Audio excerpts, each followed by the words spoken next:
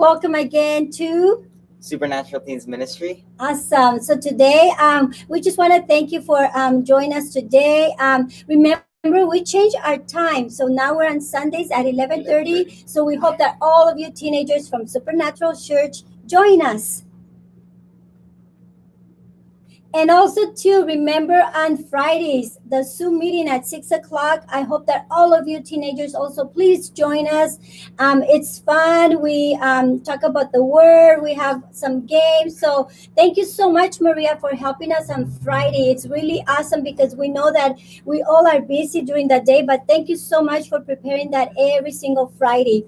So thank you again. And we have Daniel here that always joins us in the Zoom meeting. So what do you think about the Zoom meeting, Daniel? Yeah, it's really fun. You guys should all join. Awesome. All right. So again, you can always live chat with us if you have any prayer requests. If you want anything that you want to say to us, we're always here for you. And give us a like and also join and tell your friends about it. John? And now it gives me a great honor and a privilege to introduce to you not our guest speaker, but a speaker that's been part of our ministry since day one, a few years ago when our church was growing. And a lot of teens were growing of age. We needed leaders to step up to take in charge of the ministry. And it gives me great honor to introduce to you Victoria, one of the original founding fathers of this ministry. Let's give it up for Irene.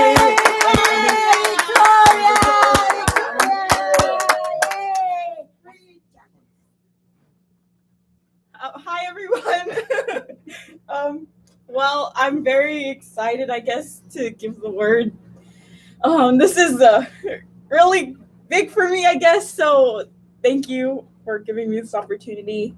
So I'm going to be talking about God's hand in the midst of everything. So during these times, it's like really easy to be overwhelmed by our emotions, emotions like fear, depression, anxiety. I mean, like this year just hit like a train, like this virus and everything. And then a lot of you, maybe your first year of high school or your last year of middle school. And it was like, what? Like everything stopped, online classes, it hits hard. And these kinds of things, it makes it so easy to fall. So on top of that, like it makes our relationship with God so much more difficult. Like we begin to doubt our God and it causes this distrustful relationship with him, Why do I feel this way when I'm told that my God is my provider, when I'm told my God is my father, my comforter, my deliverer? Like it doesn't feel right that I should be feeling this way when I'm told he's all these things, So let's get to a good example of someone who did that, In Matthew 14:29-30, it says, "Come," he said. Then Peter got down of the boat, walked on the water, and came toward Jesus. But when he saw the wind, he was afraid and began to sink, cried out, "Lord, save me." See, in times like this, we're a lot like Peter. When things are easy and it's just perfect, it's like we're skipping in a meadow. Our relationship with God is perfect. Everything is going our way, nothing can hit us and everything. It's like, yeah, this is great and everything.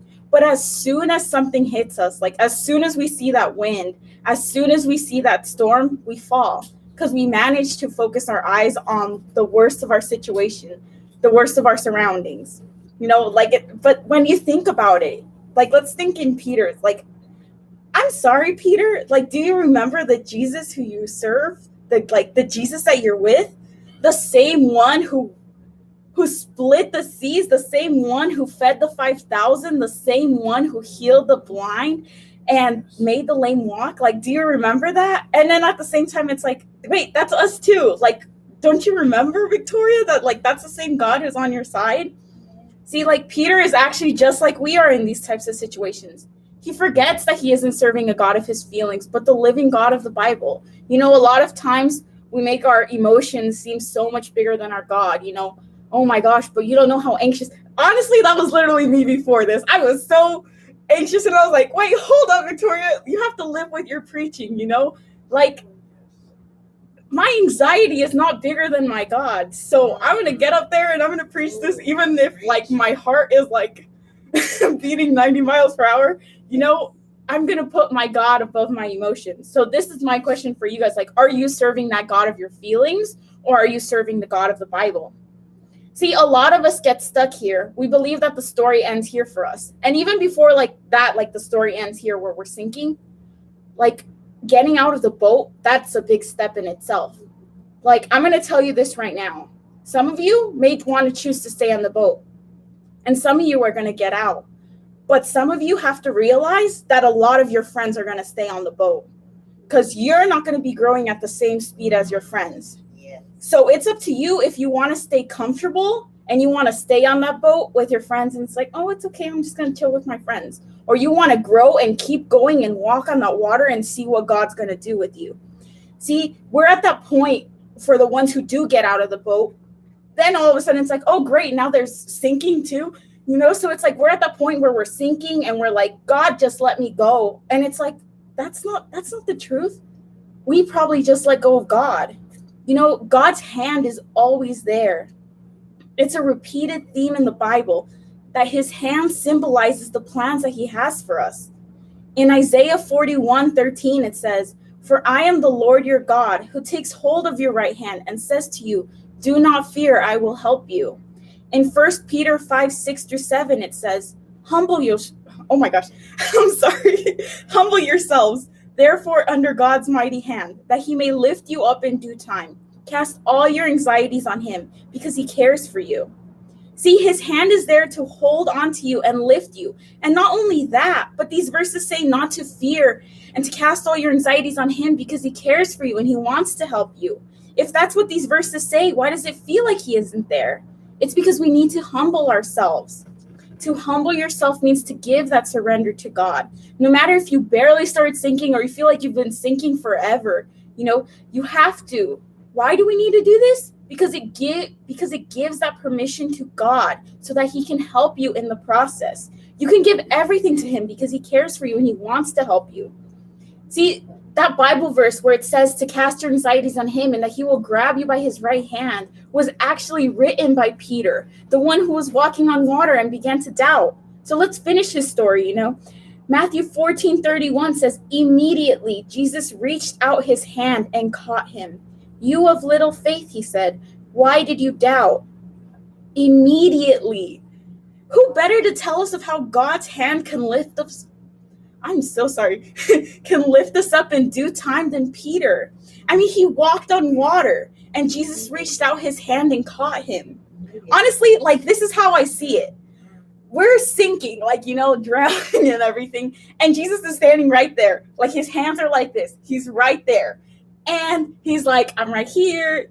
You know, come on, grab my hand again. And you're like, no, thanks. And you're just like drowning there with anxiety by your side and fear by your side and depression by your side and all your problems by your side. And Jesus is right there offering the clear way out. But we're like, no, thanks. I'll stay here. No worries, Jesus. You know, like, I'm sorry. But yeah, that's how I see it. Like, let's continue to stress this on more. So before they go on the boat, Jesus told them that he would meet them on the other side. This was a promise from him. And this is why he says, you of little faith, why did you doubt?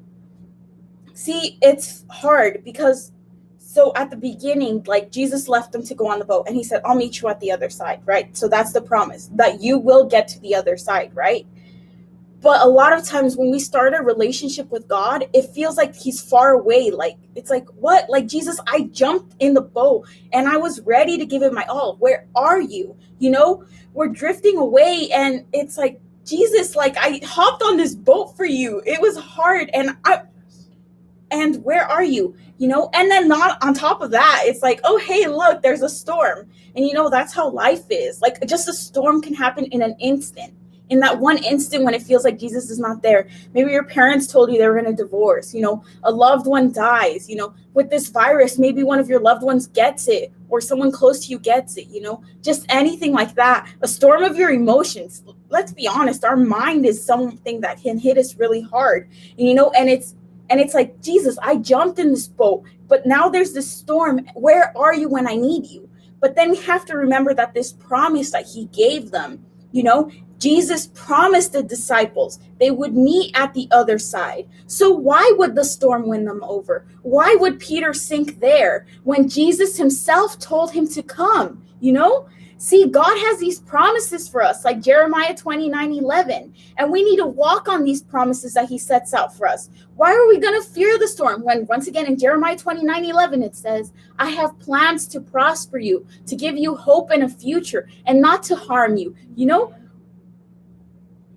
if his plans are to give us hope and a future, why are we going to focus on this storm in front of us? Yes. See, right now, God may be asking us, why did you doubt?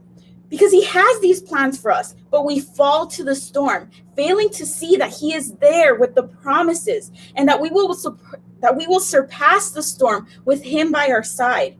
When we understand this, we can pass through these storms with more ease, relying on those promises from God. I mean, just another verse that talks about this. Even though I walk through the valley of death, in the shadow of death, I will fear no evil, for my God is with me. You know, we focus our eyes so much on that storm that we don't realize he's standing there the whole time. I mean, this is a fast painting, but like it's like that little light. You know, we focus on the big wave, we focus on the lightning, we focus on the storm, but that little light is there the whole time. And when we realize this, he strengthens our grip.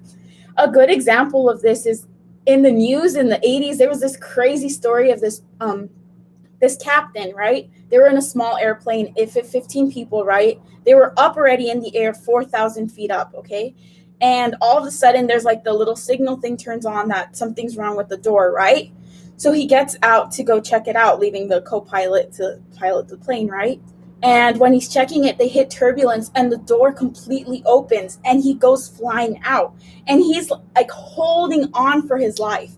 So the co-pilot is making an emergency landing. And this takes 10 minutes. They're going at 190 miles per hour, starting at 4,000 feet altitude. You know, I'm like, what the? And I'm going to be honest, that's probably how life might feel right now. You know, you're going at like 4,000, you're at 4,000 feet in the air. You're going 190 miles per hour. You know, it hits you really hard.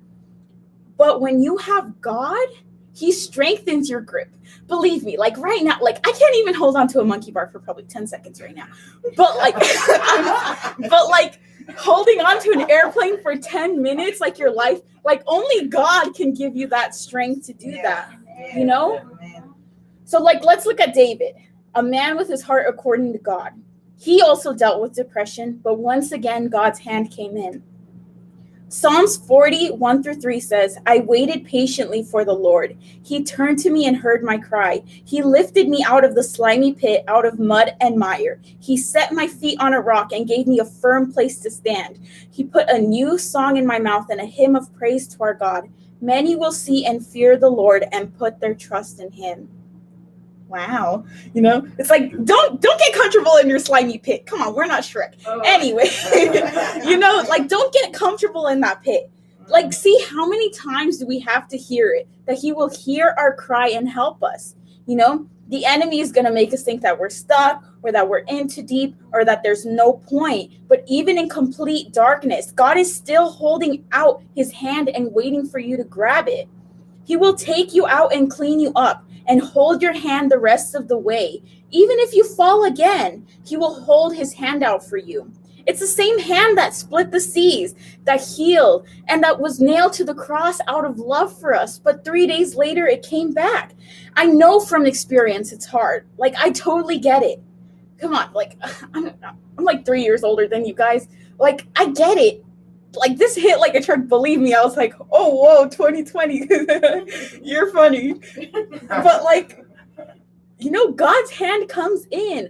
I can tell you, I've fallen into the pit and I thought I wasn't going to be able to get out. But I can also tell you about how God's hand came and took me out of it. It doesn't mean I still don't fall or anything. Because, like, you know, things happen. Life happens. But when it happens, I don't let it hold me captive and I don't let it take over my life. You see, I wipe my tears because, yes, I cry a lot. I wipe those tears and I get up and I take a hold of God's hand again, because even though there's all that storm happening, you have to realize that our God is bigger than all of that. That's all you have to realize. The storm's going to look really big, believe me, but God is bigger. So see, when Peter was walking on the water and got scared and started to sink, but it wasn't Jesus that suddenly disappeared at that moment. You know, he was always there. He was always standing there. And that's why it says immediately. As soon as you call out for that help, as soon as like we tell God, you know what, God, I can't do this. I'm stuck. God, I'm scared. I don't know what to do. God, I need you because I can't do this myself. He'll immediately take a hold of your hand and tell you, I got you. I'm here with you. And it's like, yeah, God, let's do this together. You know, we're all in this together. Okay, anyway, you know, it's the exactly same for us, just how it was for Peter. So temptation can hit you, you know, through anything, social media, TikTok, I get it. Everything, it can just hit you through everywhere. Your emotions can hit you when you're in this time and you're stuck at home and it's like, oh my gosh, everyone's driving me crazy. Everything is driving me crazy. You know, your emotions can get to you. You get anxious about what's going to happen in the future. You get fearful about what's going to happen. But that storm is not bigger than our God. And he's always standing there and he's always there. No matter how far away he seems, as soon as you call for him, he'll be there for you. So, you know, just reach out your hand and it'll be right there. So I'm just going to pray to close it out. I guess if any of you feel like you've let go of God's hand, you know, because I know I've felt that way before. So if you guys want to close your eyes and bow your heads. God, I just pray that anyone who's listening who feels like they've let go of God's hand or that they don't even feel like they've had the courage to get out of the boat, God, I just pray over them that today they feel that courage to get out of the boat. Today they feel that courage to walk on the water and walk on those promises that you give them. God, I pray that you set them with a new perspective, with a new fixing of their eyes on you, God, and not on the storm. Because no matter what hits them, God, no matter what hits us in life, you are always bigger than all of that. You are bigger than the wind. You are bigger than the storm. You are bigger than temptation. You are bigger than fear. You are bigger than anything that hits us. Yes. So, God, I just pray that you help them get that courage to get out of the boat, hold your hand again, and walk on that water and walk on those promises that you have for us, God. In the name of Jesus, amen. Thank you, guys. I'll see you soon, I guess. Bye.